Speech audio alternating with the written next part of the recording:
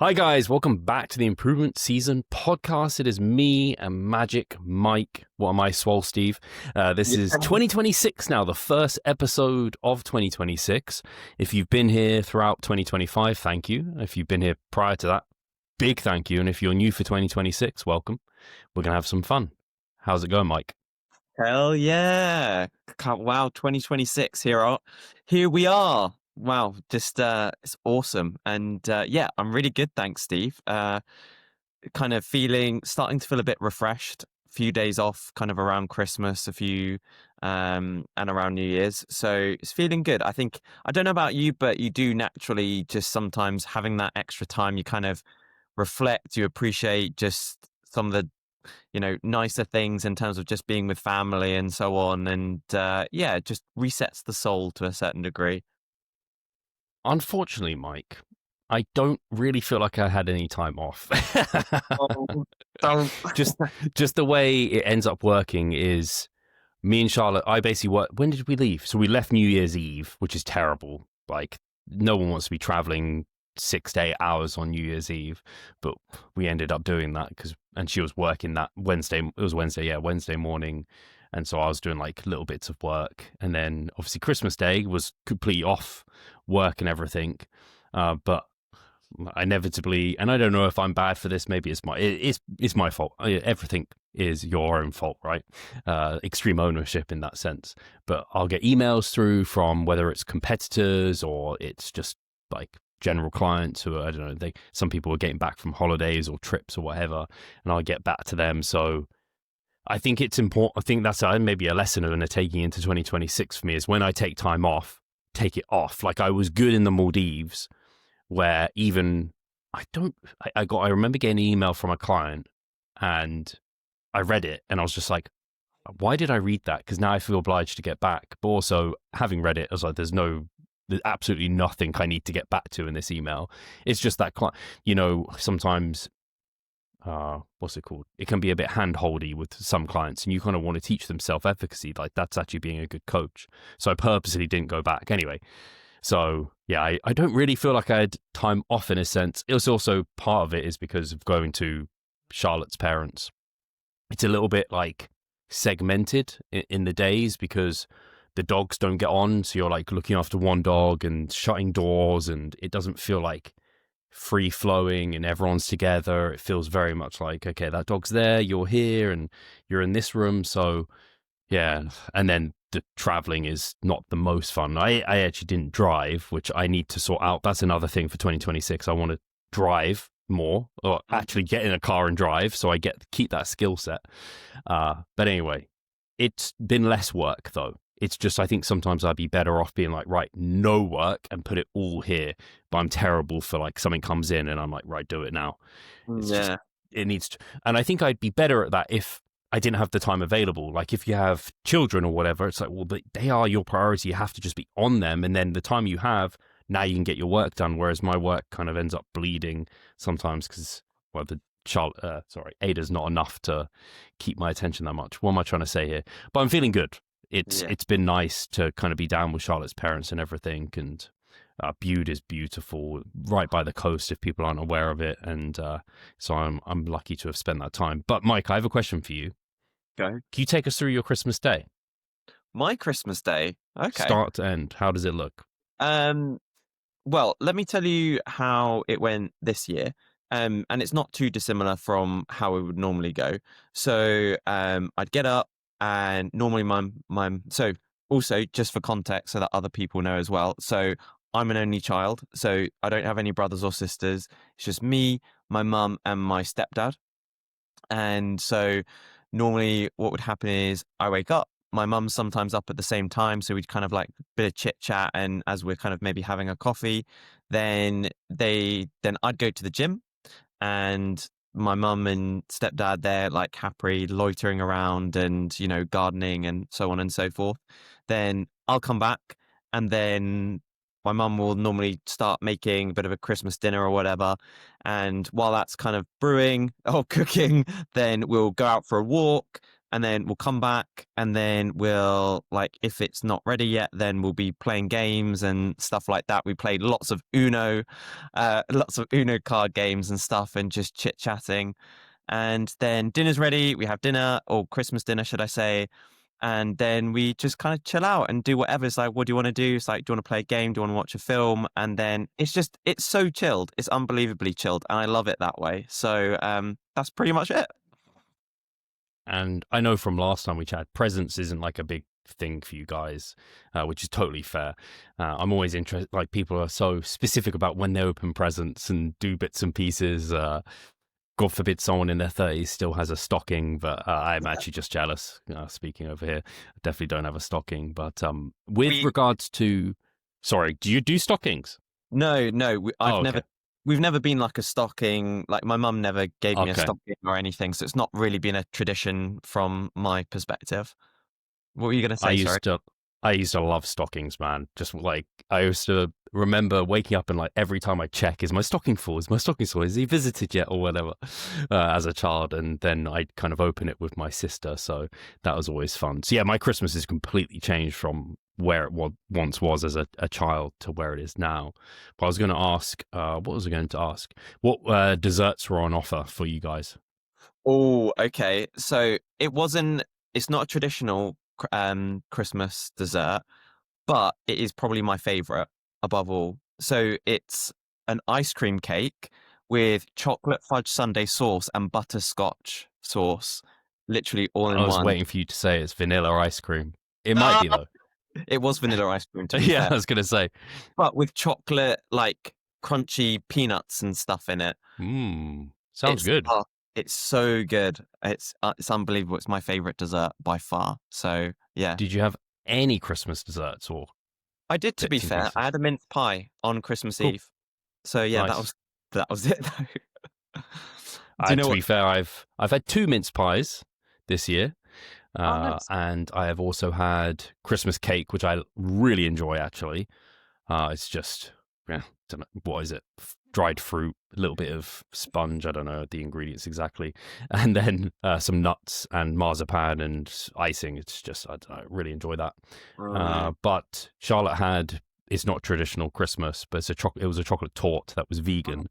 And I don't know why I looked at it, I was like, it doesn't look that great. And then I was like, just give me a little bit. And I was like, oh my gosh, this is amazing. She was like, hey, you've got the Christmas cake. This is vegan. I'm like, that's the thing I want. And I had a vegan flapjack, which was pretty good. Charlotte's mum picked up for us. Nice. And then, Whitney, your gym's open on Christmas Day then? Yeah. So to be honest, I was spoilt rotten in a sense. So the gym opening times were great. So what was it? Christmas Eve, it's open 8 till 8. Christmas Day, it was open 8 till 2, and then Boxing Day 8 till 8, and then pretty much back to normal hours. So, and busy? do you know what? Christmas Day was busy, I would say. Yeah, well, reduced hours. Yeah, that's true. So there was lots of people in there, which was really nice in a sense, and it felt really nice to be in there. There was good vibes. So yeah, it was a really good atmosphere. What about you?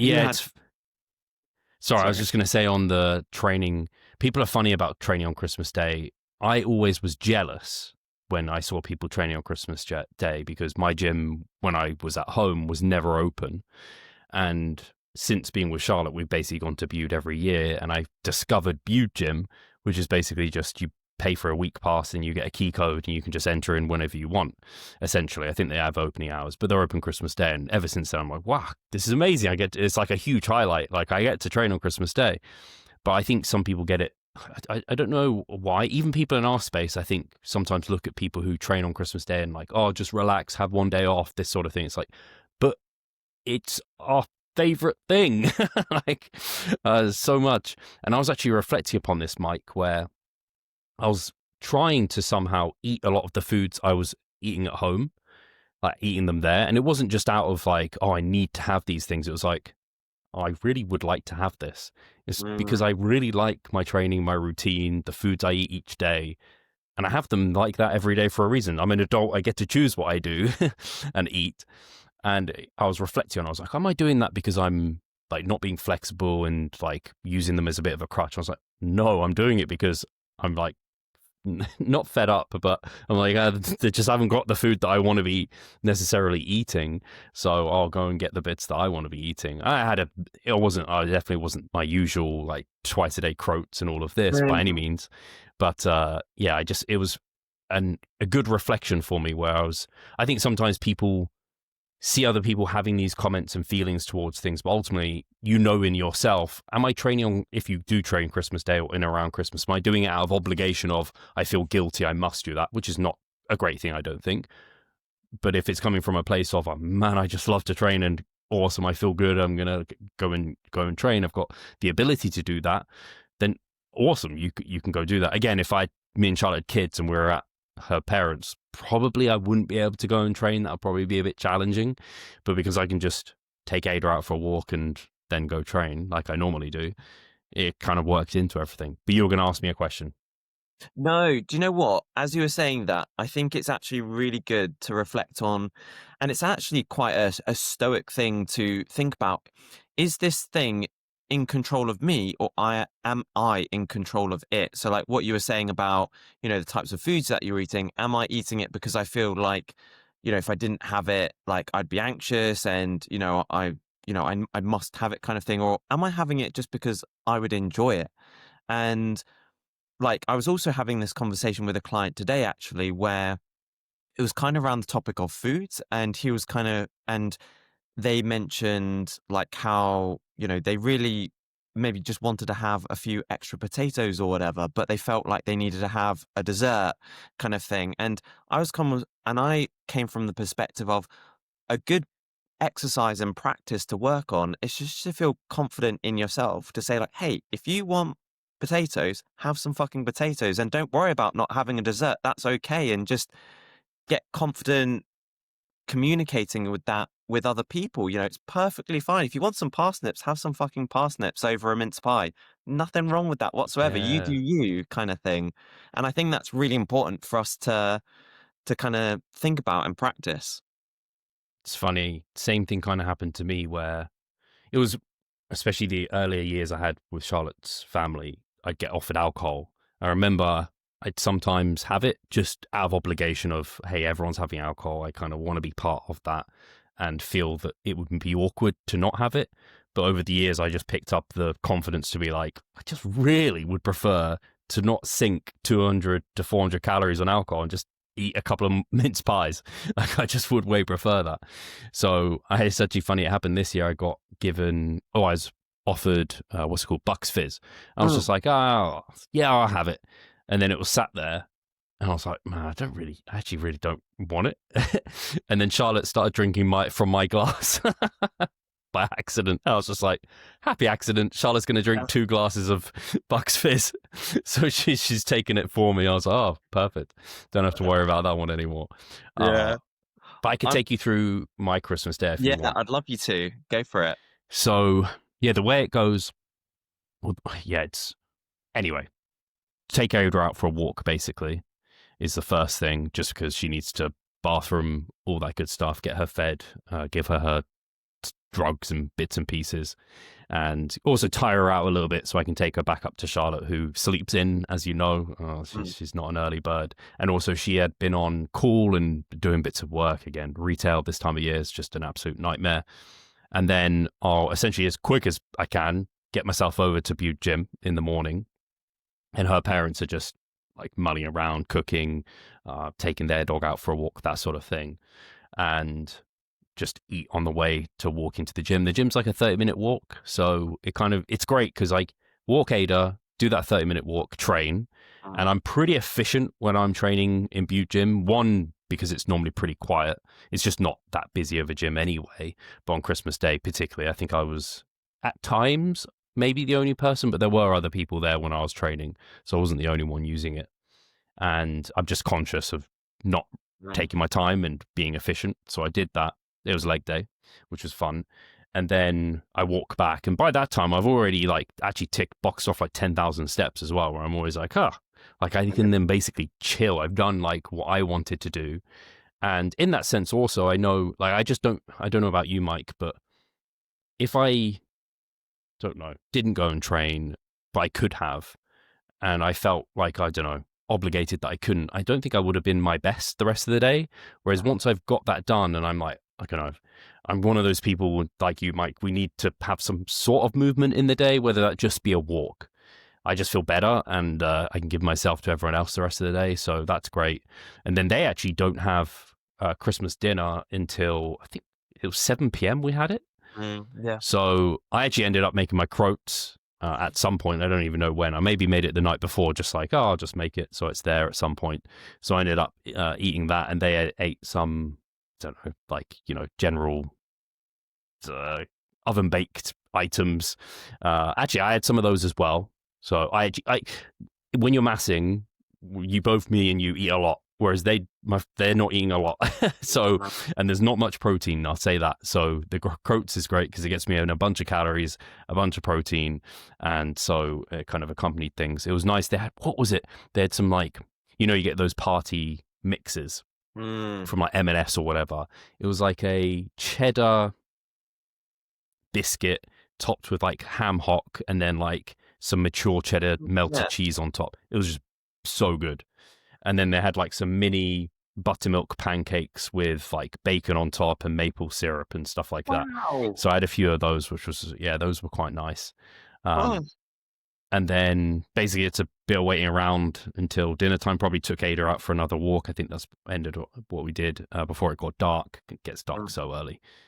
And then had Christmas dinner, had Christmas cake, and I think that's pretty much it. I think I had like it's so important for me to take protein with me because I think if I ate what they provided, I'd have probably maybe 50 to 75 grams of protein, and that's me overdoing the turkey. Yeah. Do you know what's funny? We ate at a very similar time. I think I probably ate at around 7 o'clock as well. Really interesting. A lot of people, some people eat at like 12. I think traditionally with my family, it was like 1 to 2 p.m. would be when we'd have our Christmas dinner, like a lunch-ish sort of time. But yeah, for whatever reason, they end up back-ending it, which I can remember from 1 or 2 years me and Charlotte spent apart, where I'd have just finished Christmas dinner and I was going for a walk. I'd call her up. I'd be like, have you guys eaten yet? And she's like, we're not eating for hours. Yeah, it's really interesting. I don't know. Yeah, a lot of people that is the common thing, I guess. Like eat Christmas as a lunch, and then like Queen's or King's speech, and then whatever. I think that's how some. Do you watch that? No, I don't. We missed it completely, but we watched like a bit of a replay of it, a tiny little bit. But yeah, we're not. I'm not a royal family advocate particularly. No, me neither. I was also going to ask, did you watch anything like a film or like a series or anything? On Christmas Day, no. We did watch Red One though. And what was it called? Like Deck the Halls, I think it's called. We watched as well. Basically, at Charlotte's, their TV's really old, so Netflix doesn't work on it, but they have Prime, so it was just like picking out what Prime films were available that you didn't have to like rent or pay for. But Red One was actually decent. Deck the Halls or whatever it was called, something along those lines, was okay. How about you?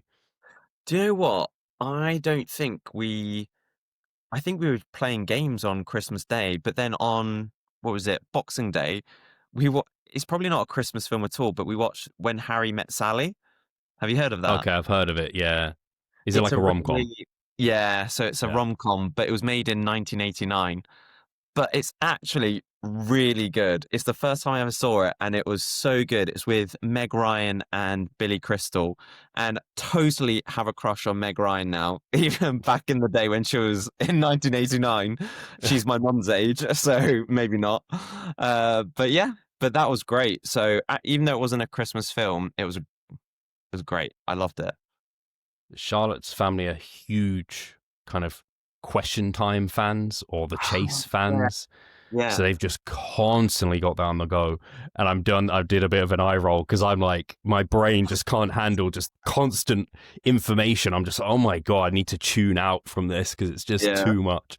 It's almost also a sense of like, oh my God, there's so much stuff I just don't know. I just also don't care to know. We did Mm, play one game. It was, oh, what's it? I can't remember the name of the game, but essentially it was the premise of you ask a question, is it true or false? And then you just had to say if it was true or false. And that was actually quite nice because some kind of question chase type games can just be a little bit overwhelming. Whereas this one was like, it was quite quick. It was like, hey, 50-50, it's not the end of the world. But I yeah. managed to win that a few times. So I felt good about. Nice, nice. It's always to give yourself that little bit of self-confidence, like, yeah, I can win stuff. I'm good at something. I have luck on my side at the very least, Mike. Yeah, exactly. Like, come on. It's so good.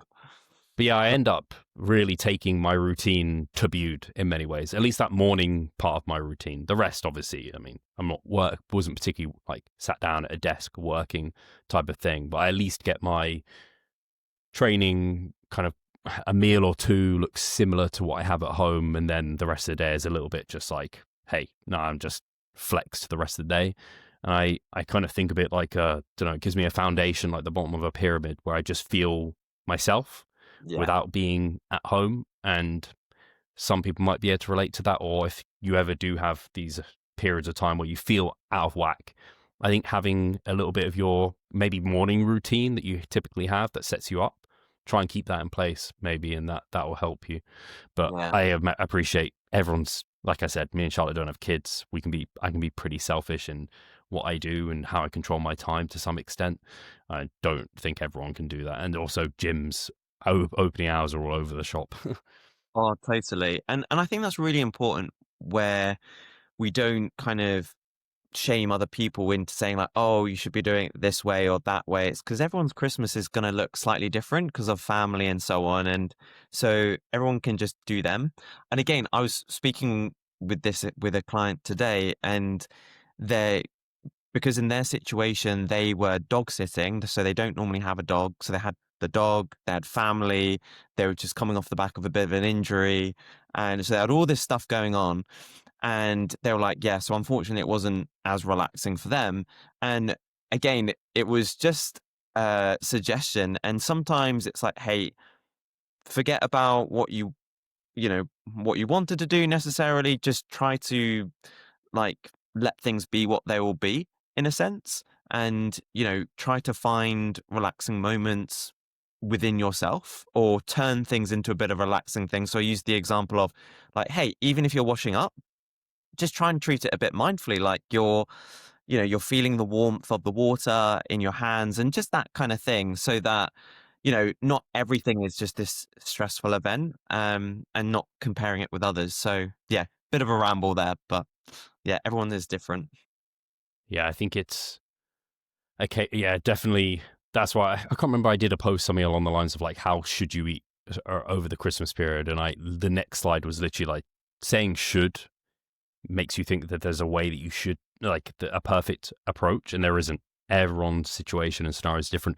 There's people listening that probably don't even celebrate Christmas, and so then it's like, well, it's business as usual kind of for them, even though like globally they may have holiday or whatever.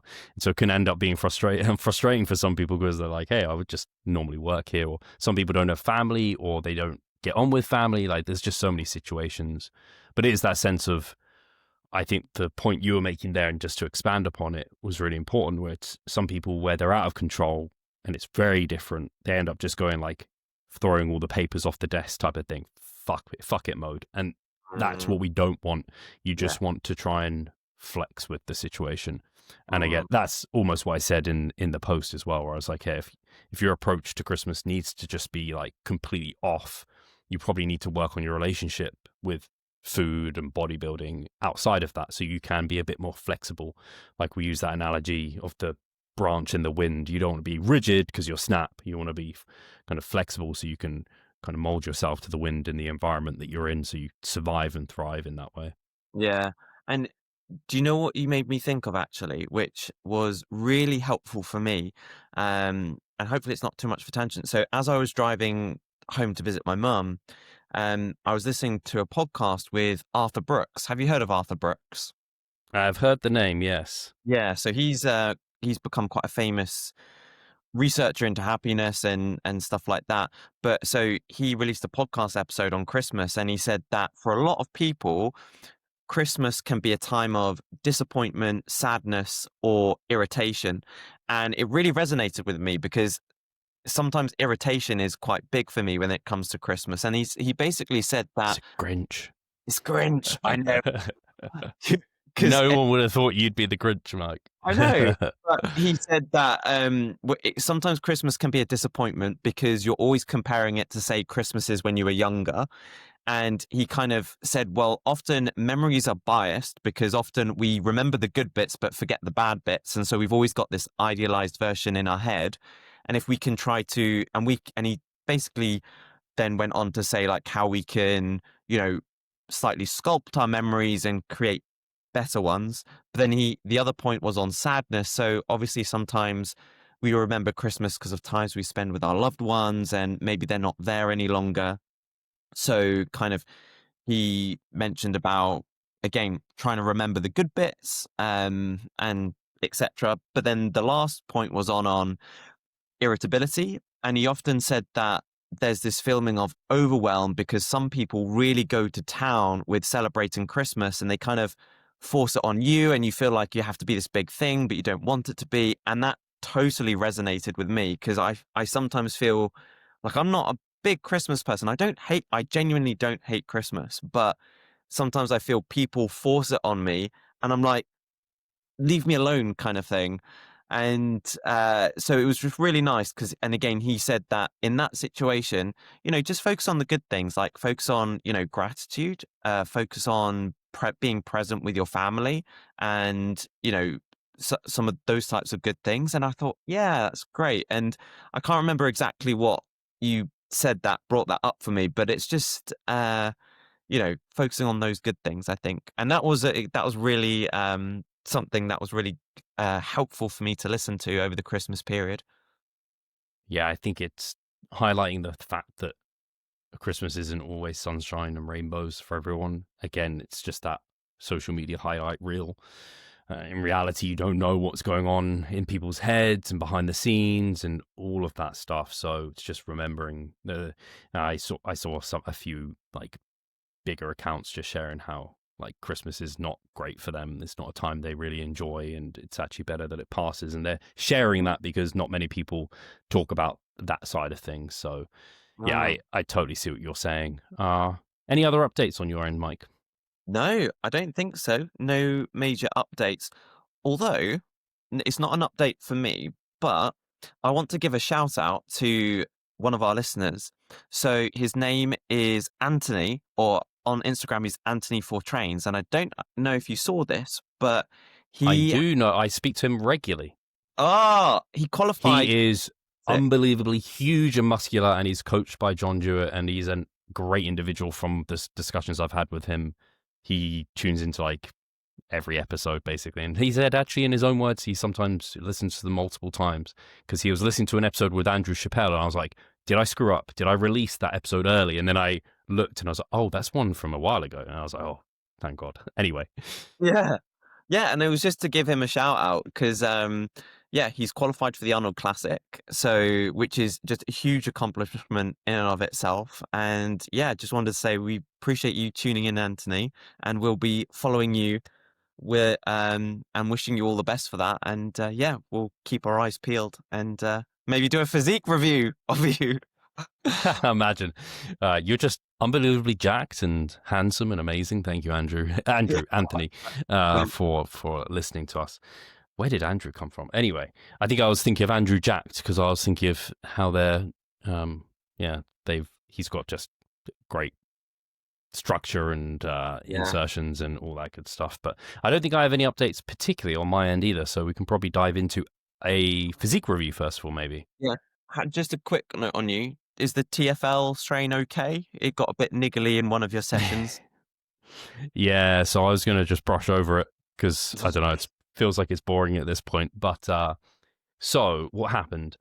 I was pre-fatiguing with leg extensions prior to training my quad compounds. But I was thinking it through and I was like, man, I don't really want more rec fem. And that's the thing that's getting primarily trained in the leg extensions or even sissy squats. Like that's the thing that's failing first.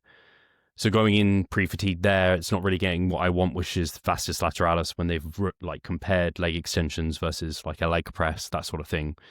The leg press preferentially hits the VL a little bit more versus leg extensions with the rectus femoris. So then I did my hack squats without pre-fatigue and it felt great. I felt really good.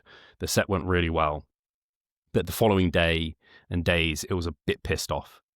And then it wasn't too bad. I then went and back to pre-fatiguing and going through all of that. But it was actually Christmas Day where I trained in Bude Gym and I did pre-fatigue and everything, but I did a Smith RDL and the hack squat there. And for whatever reason, it was not happy. It was a combination of the TFL not happy, but then my kind of, it's essentially my lower back and like pelvis area and my hip just all got pissed off. And I think that was actually the Smith RDL. And I think it's that heavy hip hinge as opposed to the good mornings, which seemed to be fine. And also seemed to be fine in the belt squat RDL. That seemed to be pretty much okay. So I'm just going to see how it goes this week. And hopefully today it feels great. But that Thursday night, I remember being in bed and being like, it's not happy and it's impacting my sleep because it's just irritated. But I also remember that day, my lower back just feeling like stiff. That's the way I'd say it felt. So I think that in the moment, the Smith RDLs felt okay. But yeah, in hindsight, maybe not the best move. Again, hindsight is a beautiful thing, right? You know, it's easy to look back and you think, oh, I should have done that differently or I could have done this differently. But the reality is we just don't know sometimes. But again, it's one extra lesson learned where you know that, hey, and it might even be being something very nuanced, like the angle of the Smith machine, etc., you know. But now we know, like, okay, next time we're in Bude Gym, I just need to be a bit more and also travel as well. Like maybe things were just a tiny bit stiff from long journeys in the car, like small little things like that. But now you know, hey, next time in Bude Gym, just got to be a bit more mindful around that combination of exercises. And probably next time I'm there, hopefully this will be a distant memory. Exactly. I would have just done a barbell RDL, honestly, but I thought that would be a worse choice than doing the Smith RDL. I don't know now if it would have been. It probably would have led to a similar thing. But we'll see how it goes this week. The good news is I haven't like taken it back to where it was. Yeah. So today it feels better, but I just kind of want it gone. But yeah, no, it's certainly not in a bad way, but not where it once was. Mike, can I actually, should I share my screen to do the first physique review? Share your screen. And I'm just going to go to the loo very quickly because I stupidly drank right before coming on air. So let me find the screen to share. And Mr. Camel over here, who's continually drinking but never needs to go to the loo. That's me. So who have we got? So we have my man Joshua. Josh. Thanks for sending me. I'm assuming that S is silent and it's Joshua 10. I actually don't know, though. I'm just guessing. Just sometimes, I don't know if it's British. We don't say our S's. Or no, P's. I don't know. Anyway, I don't know how I'd pronounce that. Sen? But either way, this is a WMBF Pro. Yes.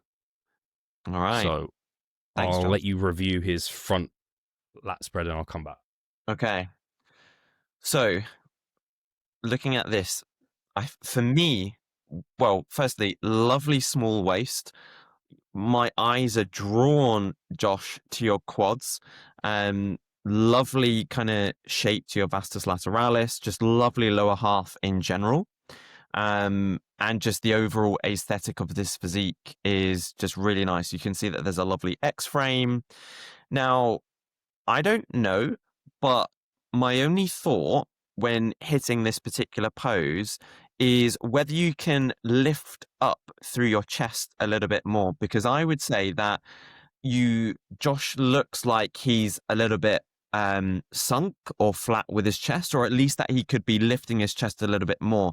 Now, the reason why I say that is because it could just allow his lats to pop a little bit more and to be a bit more prominent. And that could just help balance out the upper to the lower. I would still say Josh looks a little bit more lower body dominant in general, and just having a little bit more size to chest and delts. Arms look pretty good, but just more chest, delts, upper body in general to balance out the quads and the legs in general, I think would be good. But just lifting up and extending through the back, I think would help with that a little bit more. But beautiful shot so far. I'd agree with all your comments. My only additional thought was quads and lower half looks like it could do with a bit more condition. Just to be on that he's a pro, so Josh is amazing to be even more amazing, a little bit more conditioned. And that might balance out top to toe, but that's if you can choose that's where the condition comes, because it might be that your upper half just gets more and more diced and flattens out, and the legs take a while to come. So it's hard. The only other comment I'd make to what you said there, Mike, was potentially try a little bit of a closer stance with the legs, just with that, close that thigh gap. He doesn't need it. He's got wide enough kind of base just due to the quad development. But minor critiques, like you said, like if he can lift through the chest, but great shot, to be honest. Yeah. Right. Totally. Now we have front double, which is chopped off the lower half, which I always hate. I love having the full body in the shot, because I don't know if you ever get this with clients. They take like a shot and I'm like, oh, I know it's weird, but I need to see the lower half to get perspective of the whole physique. Anyway. No, again, I don't know whether when it comes to I'm looking at his lower body and the quads, and off the back of your comment, it's difficult to know whether this is part lighting, part maybe not fully hitting his quads a little bit more, but I wonder if he could just flex his quads that little bit more. You can see the sartorius with his right leg, but yeah, I think kind of conditioning. I think soft a bit soft maybe. So that would be, again, that's what kind of comes to mind. But again, in terms of the shot, I would say when it comes to arms, like the level of the arms, maybe like a teeny weeny bit higher, and externally rotate the arms a little bit more, because I think that would just This right one is. Do you think? I think kind of. Oh, you're not commenting on the wrists. I was thinking that wrist it's Mike, you continue. Tell me to shut up. not the wrists, just the arms in general, just getting him to externally rotate the arms in general, and just if kind of the height of the humerus, just like lift them a touch. Again, I think that would just improve the aesthetic of the shot a little bit more. But again, the actual genetic potential of this shot is amazing. Like really small waist, I think this could potentially just look like even better. It's still a good shot.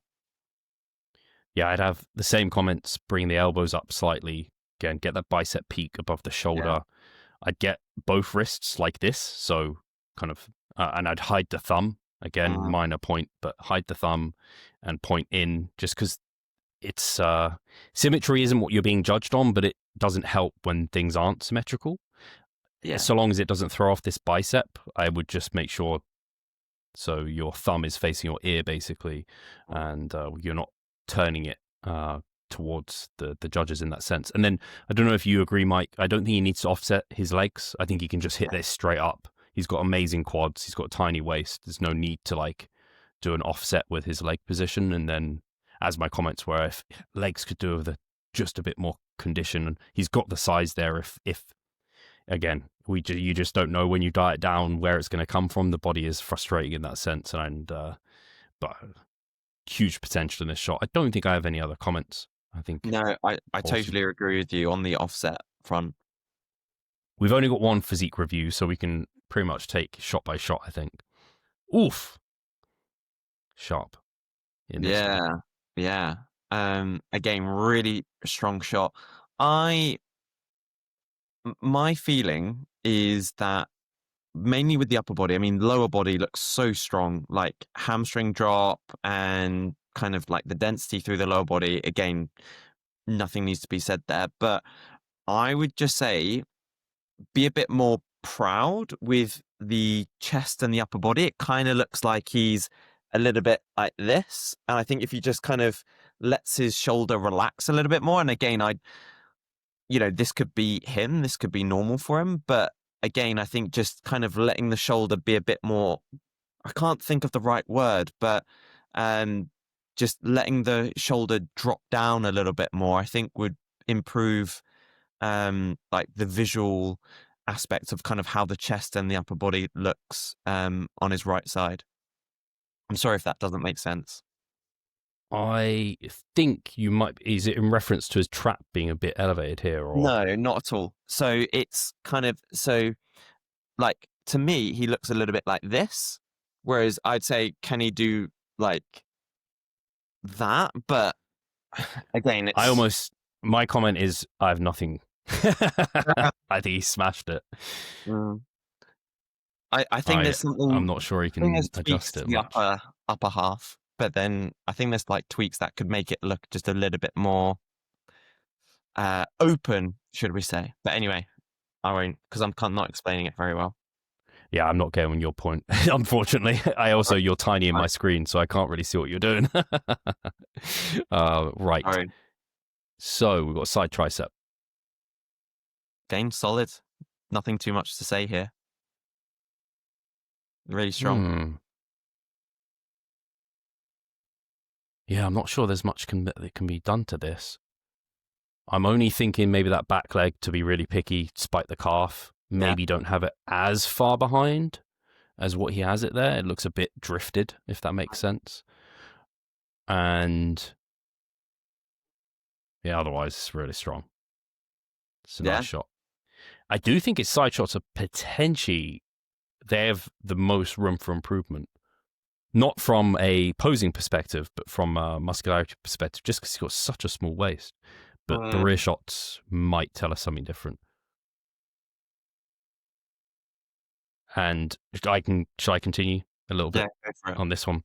So again, from a conditioning perspective, I think the your back in general could do a bit more conditioning, maybe through particularly the lower back. That's often the area that comes last.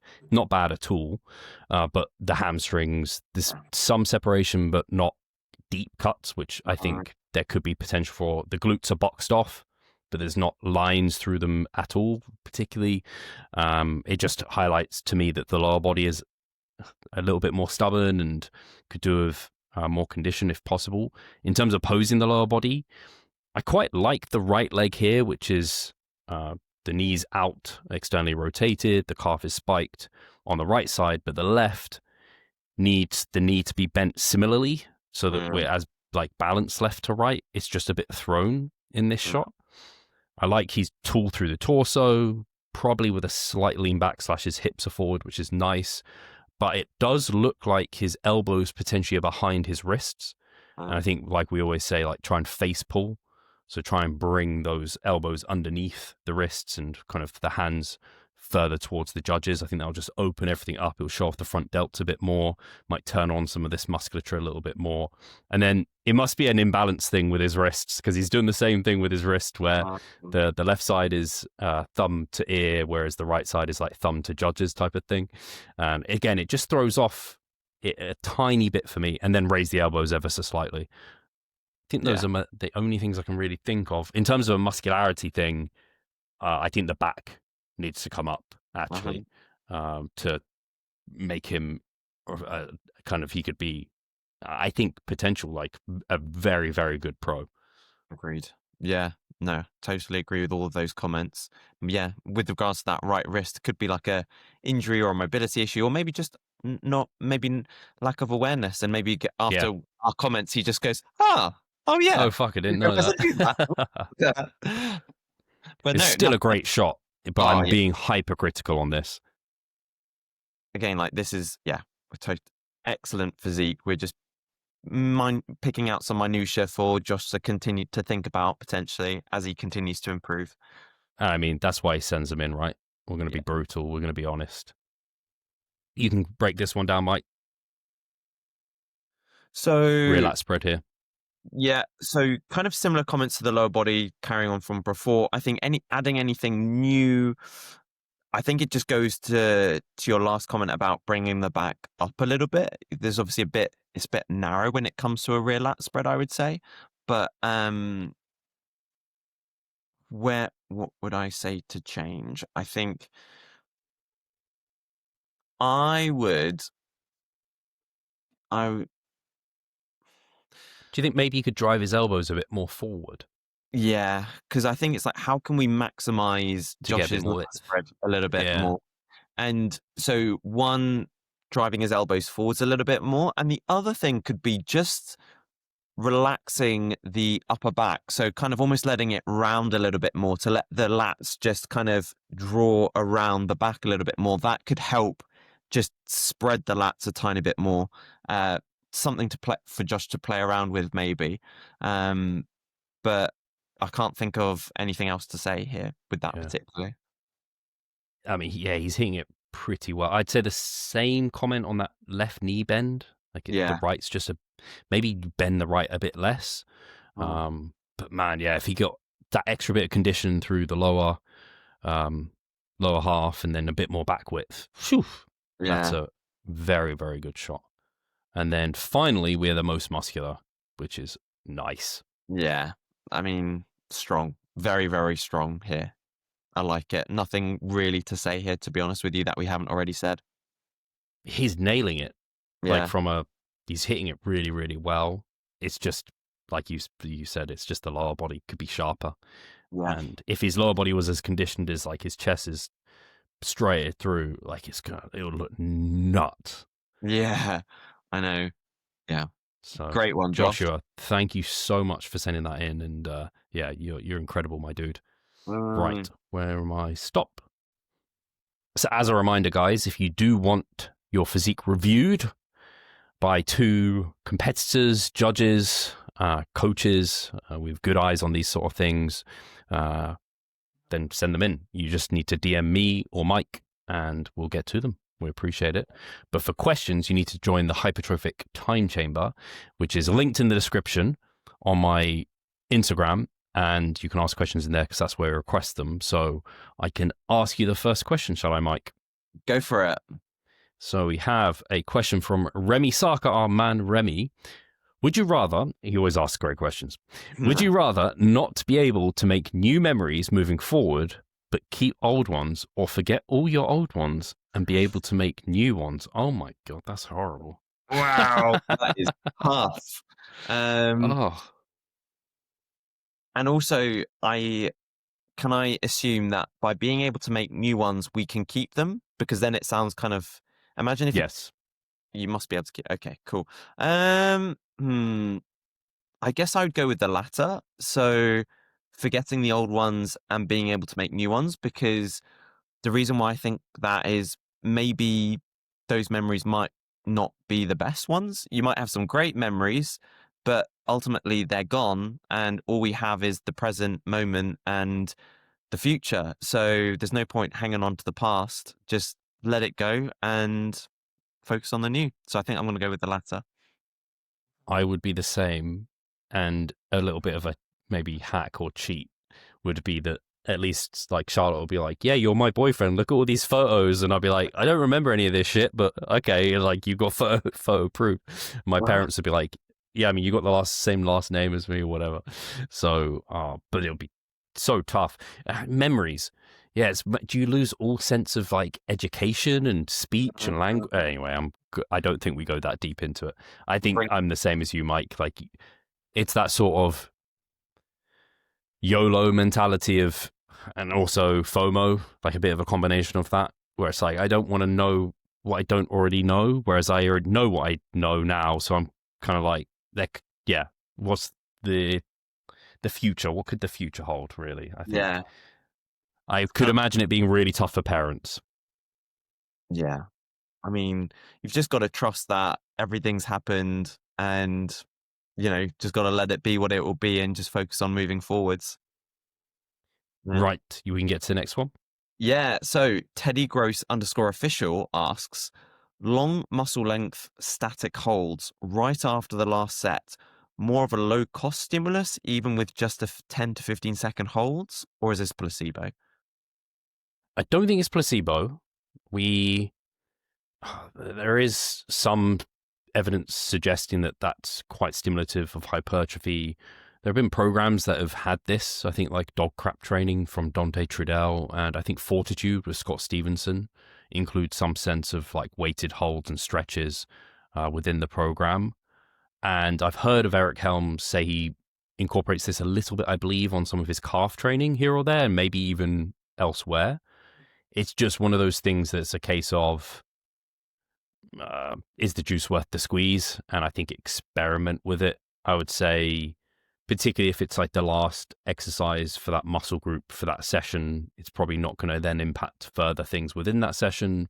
And if you're recovering on time between sessions, then you're probably good to go.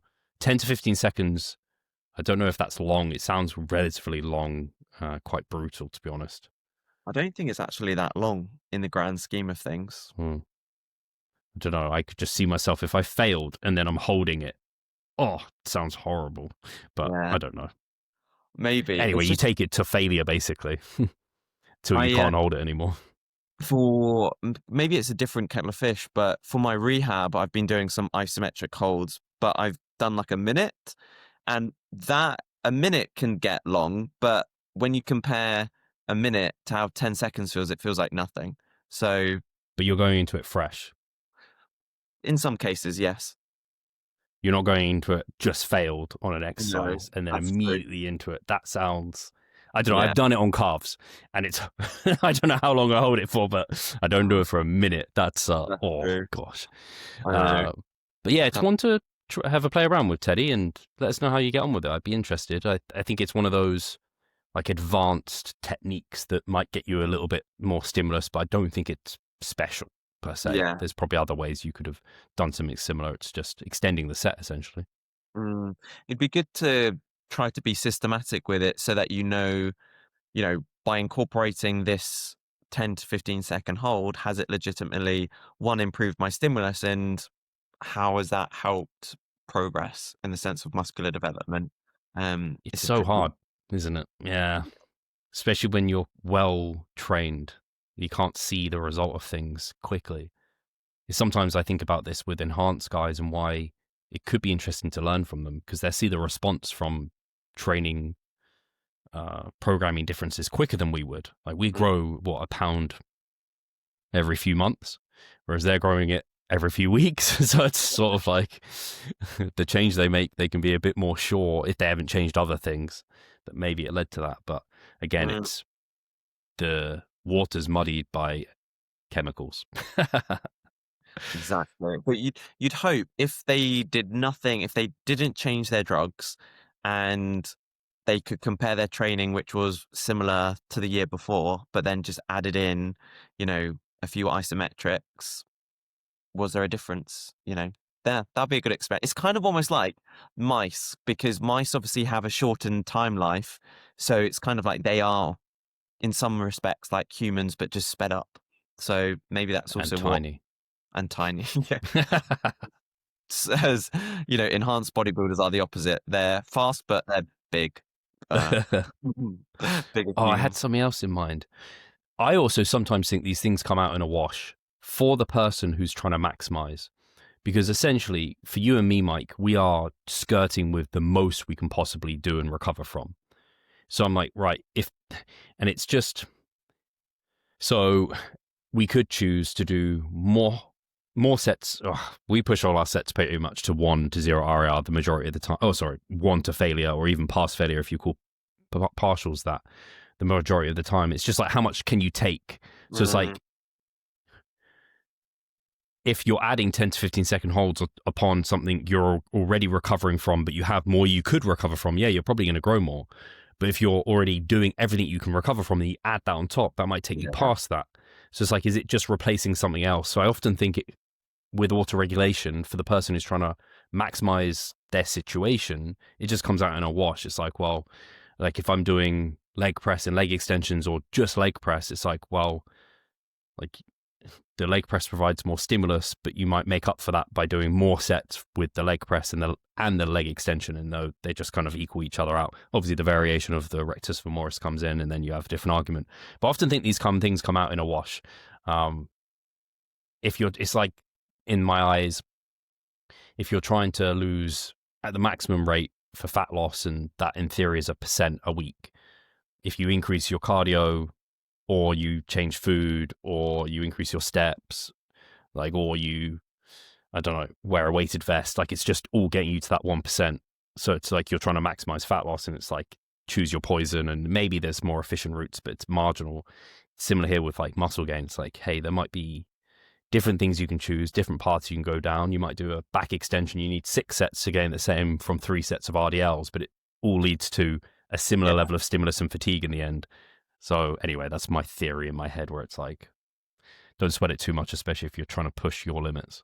Agreed. And just something that I'd add to that is anybody can do, like, add a little bit on as a one-off, but the key thing is, like, can you do it the next week and the week after and the week after that and the week after that to the same intensity, and not start to pace yourself? Because I've definitely noticed in that myself, where maybe I'm feeling good one day, so maybe I will do an extra set, but actually a couple of weeks down the line where maybe I'm not feeling quite as fresh, oh shit, now I'm either pacing myself, or I don't want to do it, or I get injured, or I start to need a deload or whatever. It's like, you've got to look at that long-term approach of kind of, what can I consistently and sustainably do? Back to what you said at the start of, you are probably training at your maximum recoverable volume anyway, if you're doing all that you want, all that you can for muscle growth. Yeah. Cool. Right. The Next. next question is from Val. I think it's me, right? Yeah. Val.Delamura. No, you missed one. You've missed. Oh, that's the next for me.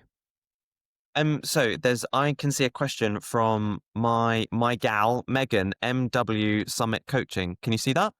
It's not there for me. She must have submitted it after I opened this. So maybe we do Megan after this one. Okay, cool. If you've got that there. Have you got Val as well, right? I've got Val Delamora. Yeah. Right. I'll ask you that one. Cool. If you had to choose only one gym to train in, what would it be and why? Oh, so I'm taking this as any gym in the world. Yeah. So, can it be a gym we haven't trained at before? That's a rogue and dangerous selection, but yeah, of course. Because I was just thinking about Dragon's Lair in LA. So that's the one I was going to be my pick. I haven't been there, but I've obviously heard about it, and it looks just amazing. So that's somewhere where I'd potentially choose.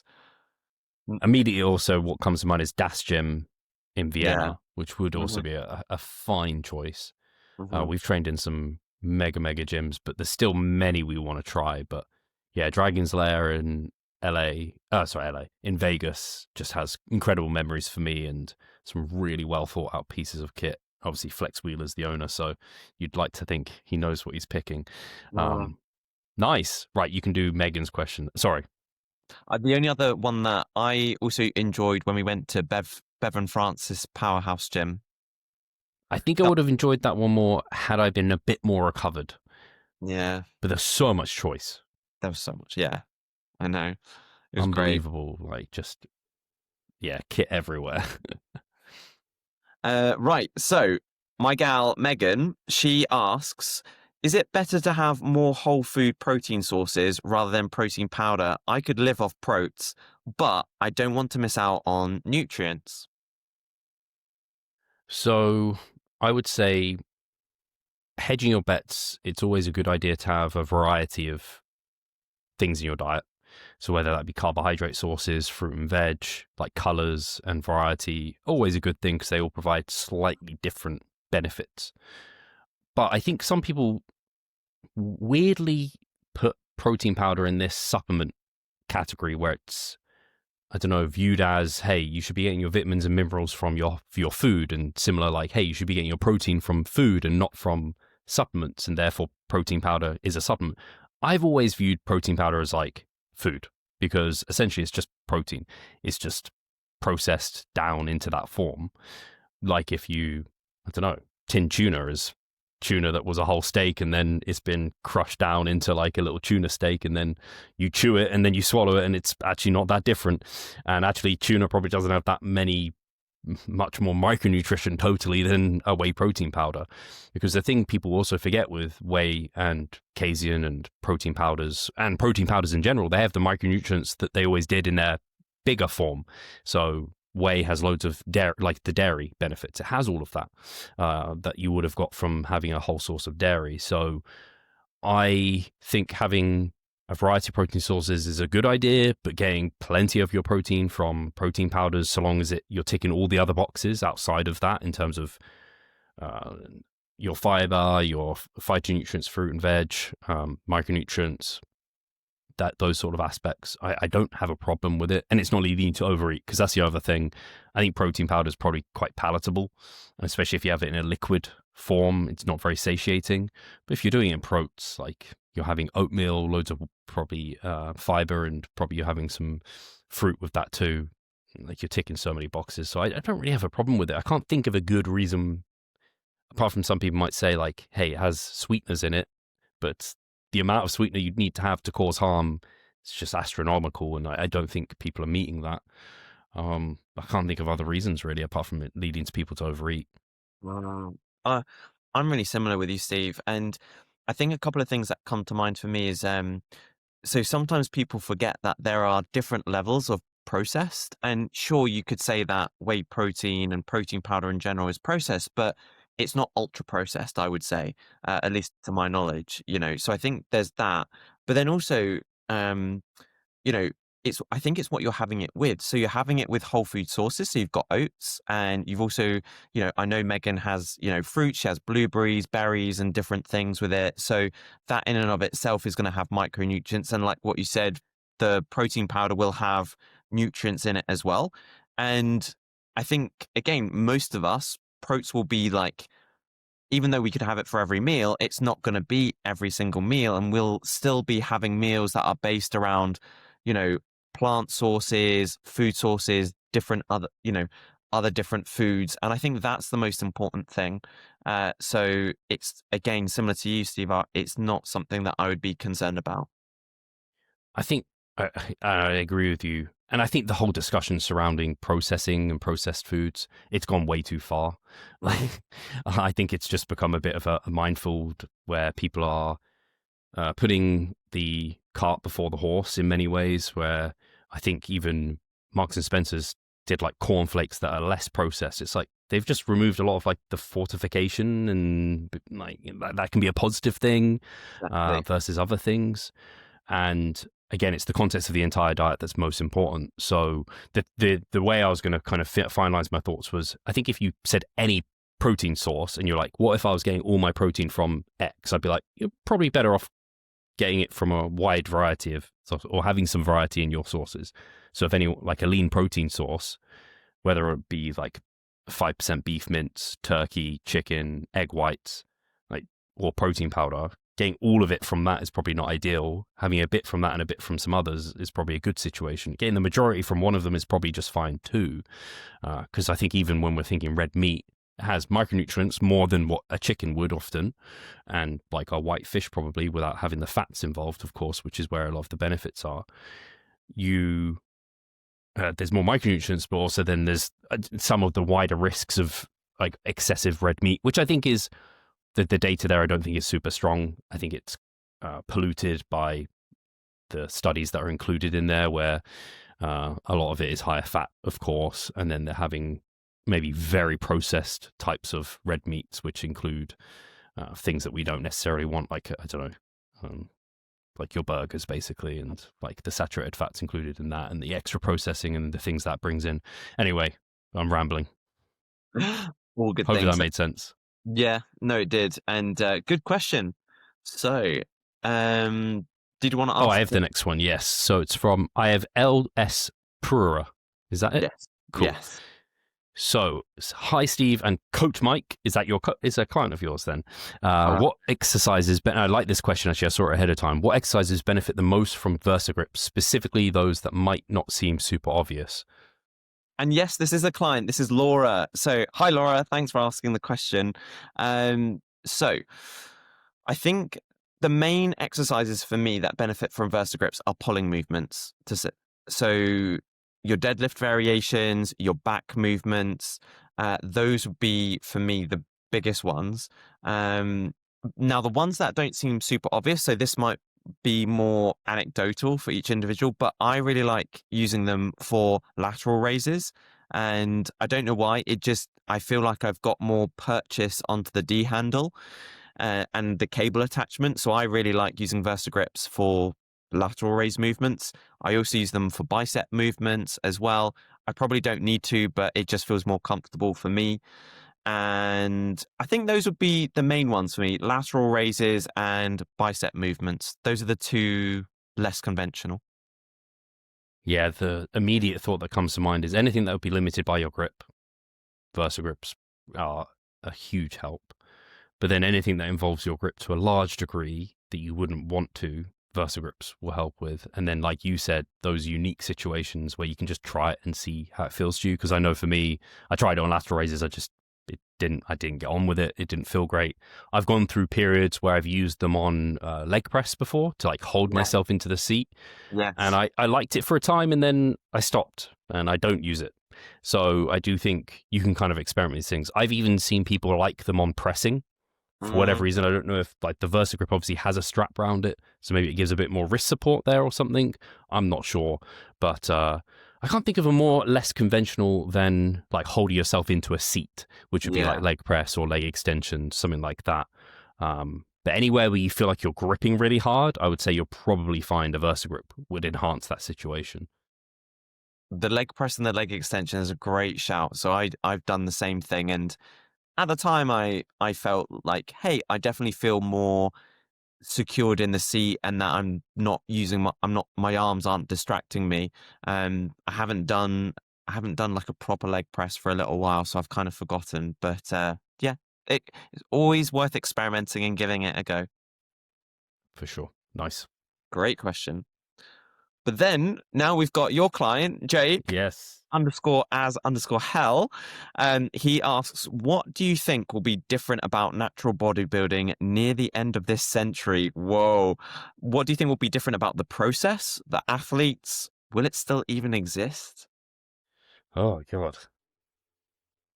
It's so hard to think that far into the future, you know, and I don't think I'll be able to predict it. It makes me think of, because obviously, I don't know, as a human race, we're just advancing so quickly. I can't even imagine, I can't really even remember the time without internet, without mobile phones.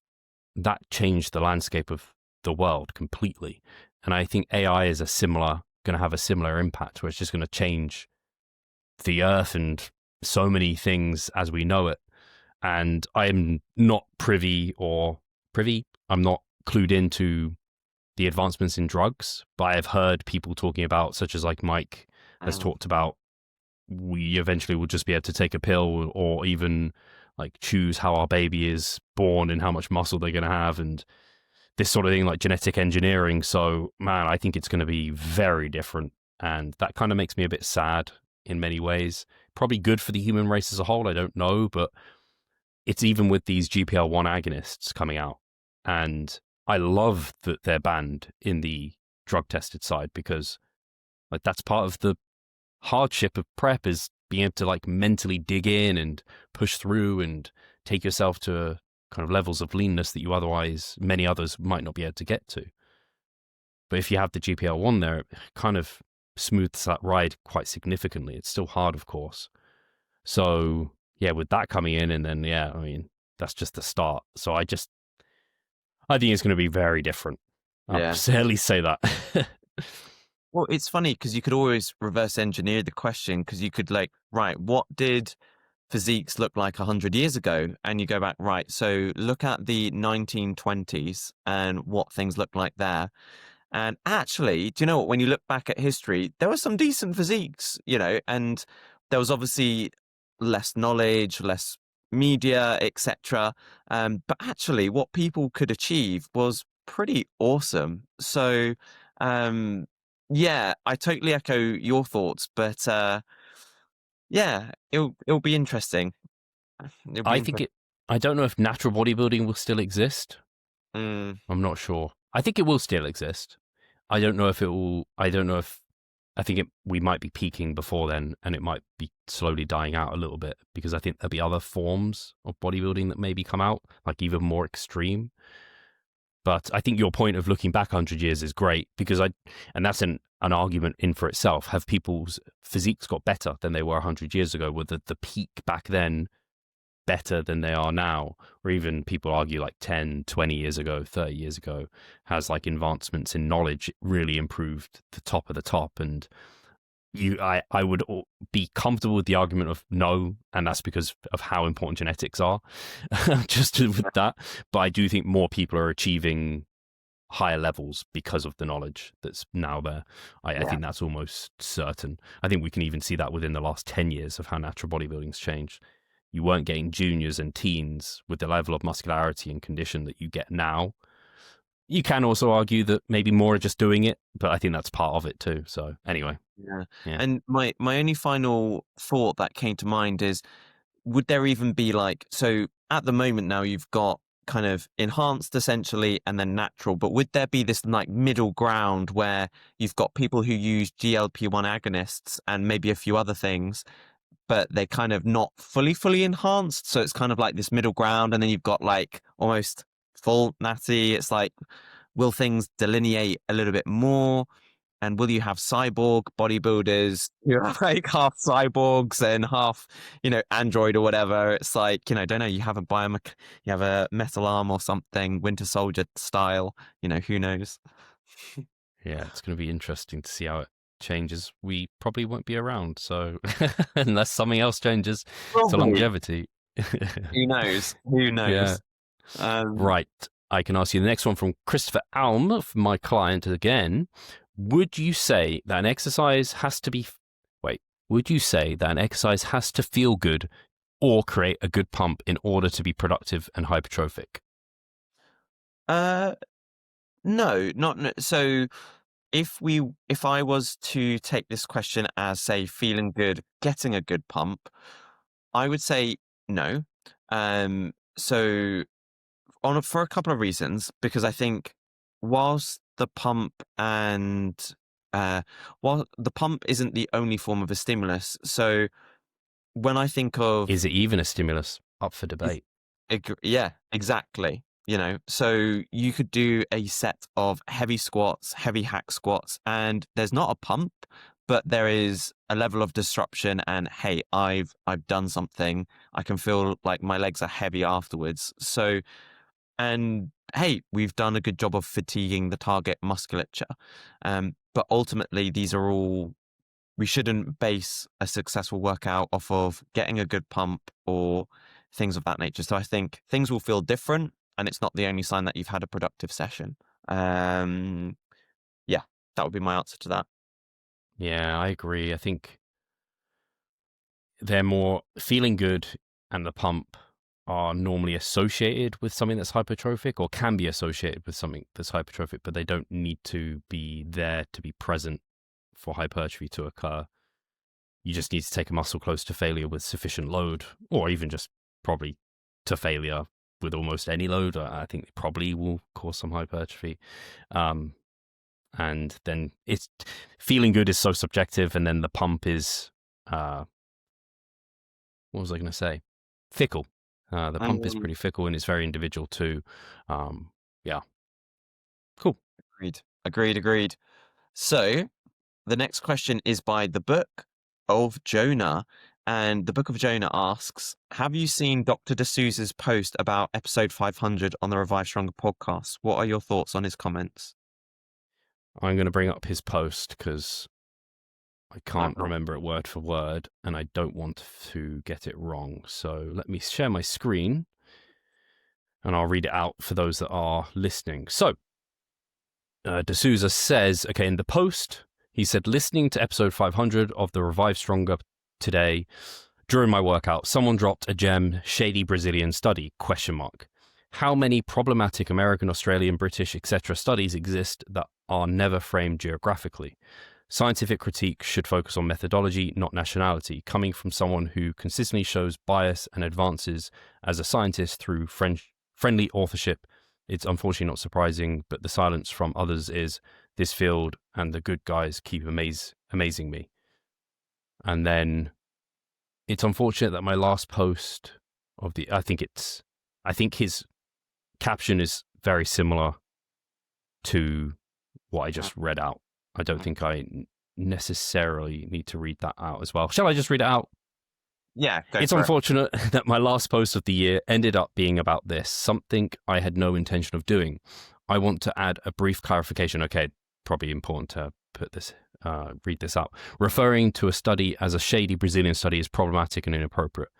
Scientific critique should never be framed around nationality. Every time I've participated in a podcast or discussed a paper, I've referred to the authors by name, focus on methodology, not on people or where they came from. Interesting, this same guy does not label studies from friends groups or from so-called developed countries as shady, even when they are methodologically problematic.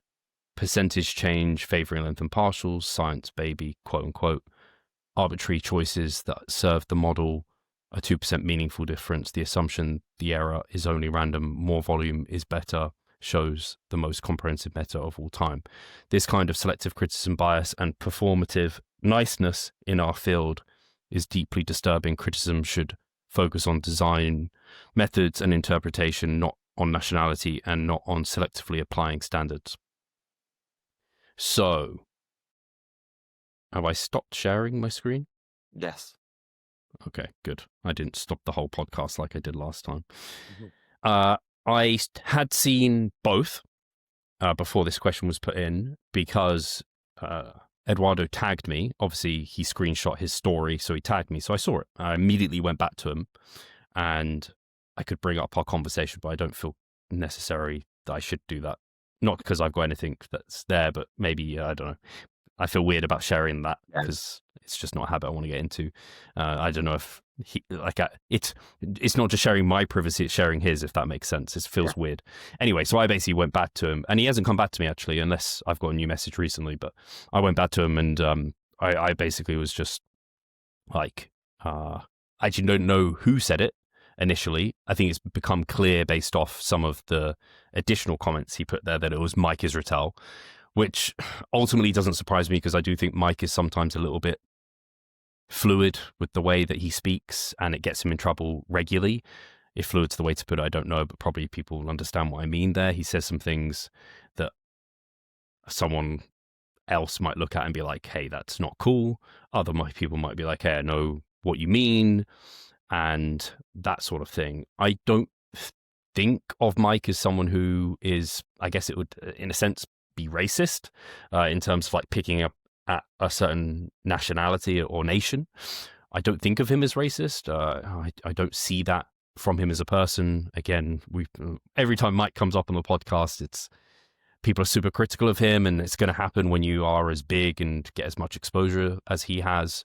In regards to him being selective about his criticisms, it's just a hard one for me to necessarily know. That's more for Mike to read and see if he would agree, or if he has situations where you see it. Maybe people are like, hey, I'm ignorant to seeing that he is that way, but I don't. I'm a practitioner first, and like I bring people on that are experts and they understand how to read research and demonstrate that and communicate it to us, and then I learn from them. Rather than necessarily digging into every paper myself and seeing that, I understand the comments he made there in regards to people using percentage changes to make it sound like it's a bigger deal. Maybe people cherry picking a little bit information where it's favoring length and partials and what have you, and maybe there's methodological issues. And this is why the Revive Stronger podcast is great, because I've had Eduardo on because I wanted to bring his voice on, and I bring people on, like I know Coach Kassem has been very critical of some of these papers that were looking into research of range of motion. So I bring everyone on. Like I try not to have a bias. I don't want to. My bias is just bringing on people I see as respectful and have value to share. That's my bias. So if people come at things, I don't really feel like Eduardo was disrespectful in his comments here at all. I just think he's speaking from his perspective and how he's listening to, seeing it and hearing it, and I totally get where he's coming from. And I said that to him too in my comment to him. I said I don't think Mike was intentionally saying it that way. I think maybe some of the verbiage surrounding the study he was referring to has led to people referring it to that way, and I'm not saying that's right at all, because as we advance, we realize some of the things that have become nomenclature are not the right thing to say. Like there are sayings that I used to say and maybe sometimes catch myself saying that now they're not okay to say because we understand they're based around slavery or racism or being homophobic, sorry, those sort of things. So I'm always coming at it as from as good a will of place as possible. I know I'm not perfect, so maybe I should have and should be better at picking at people when they say such things and be like, hey, we're talking about the study, we're not talking about the nationality.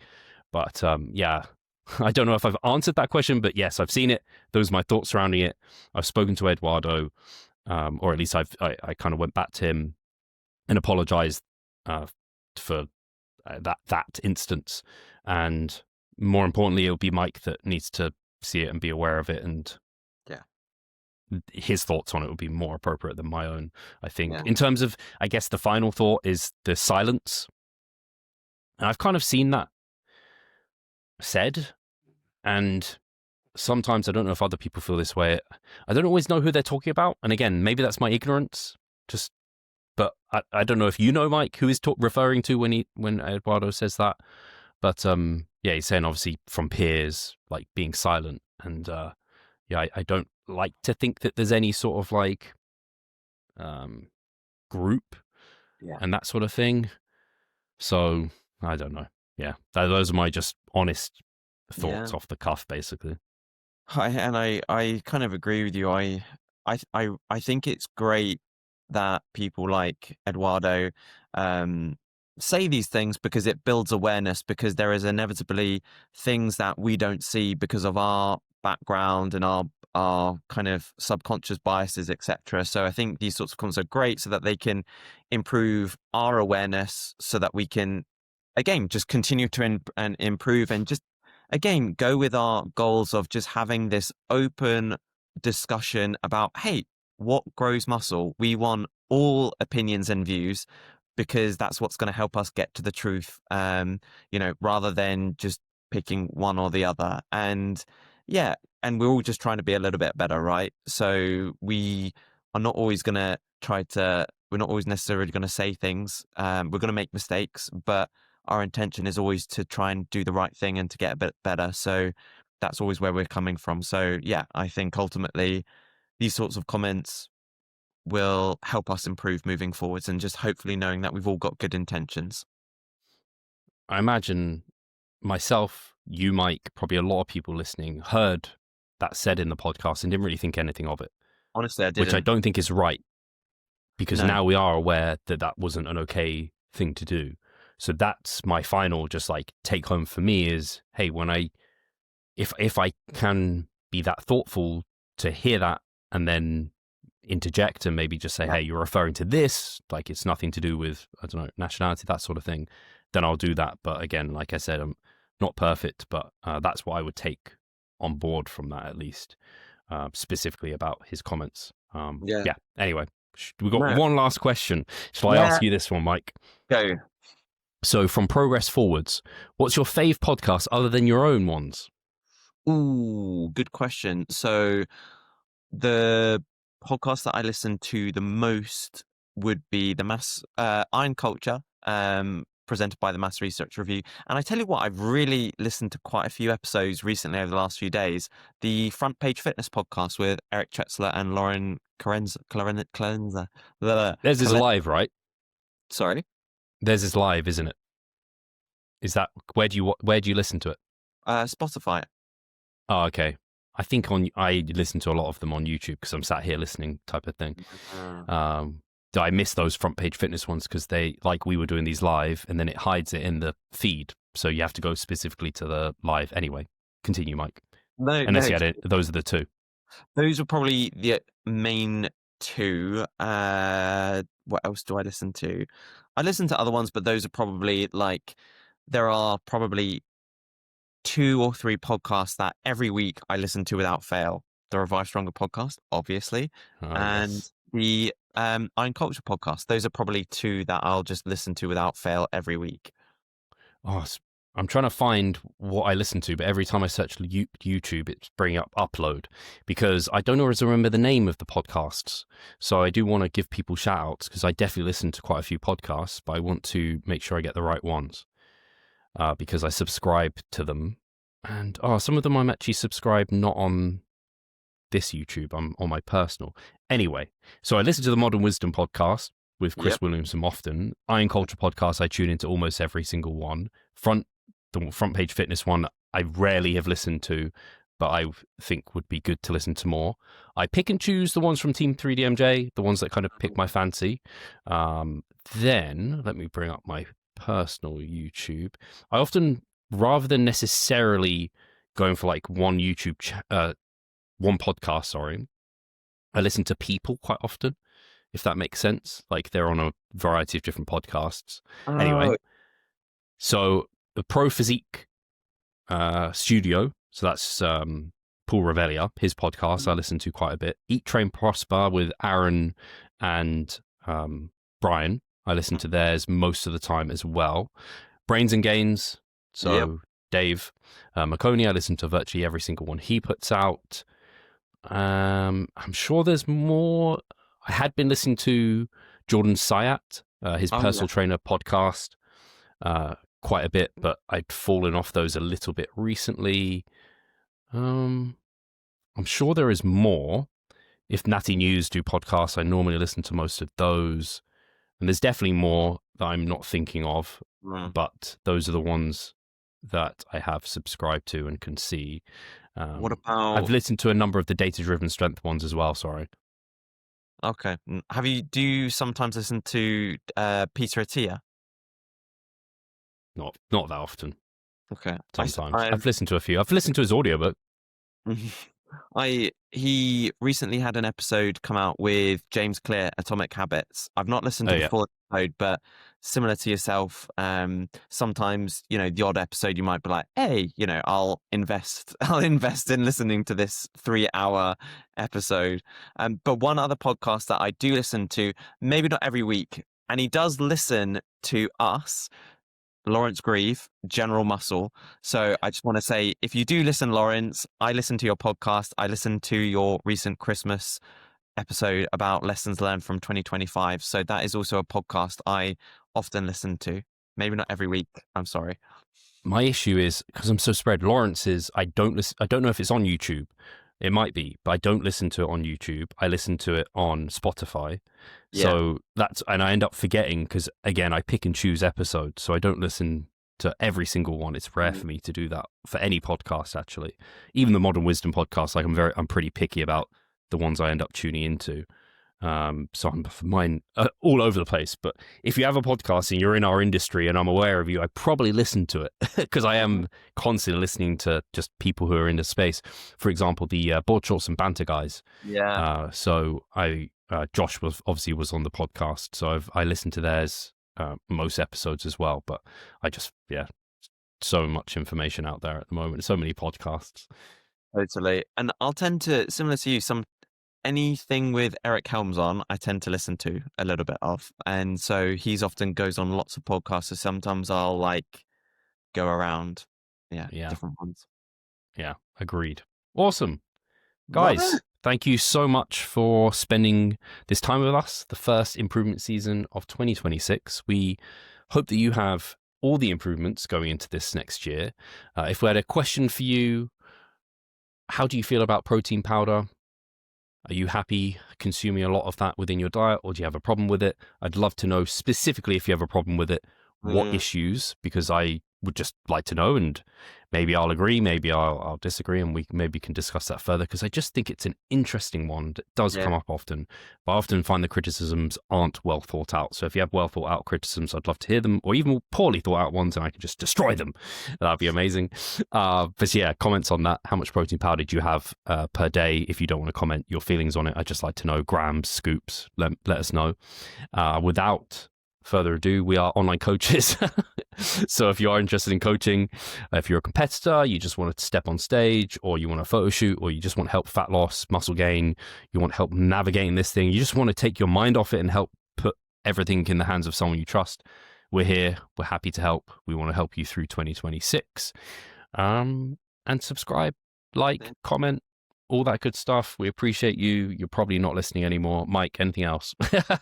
This is probably way too late to say, but the strength and nutrition pyramids are out by Eric Helms and We have an affiliate link. and the Ripped Body.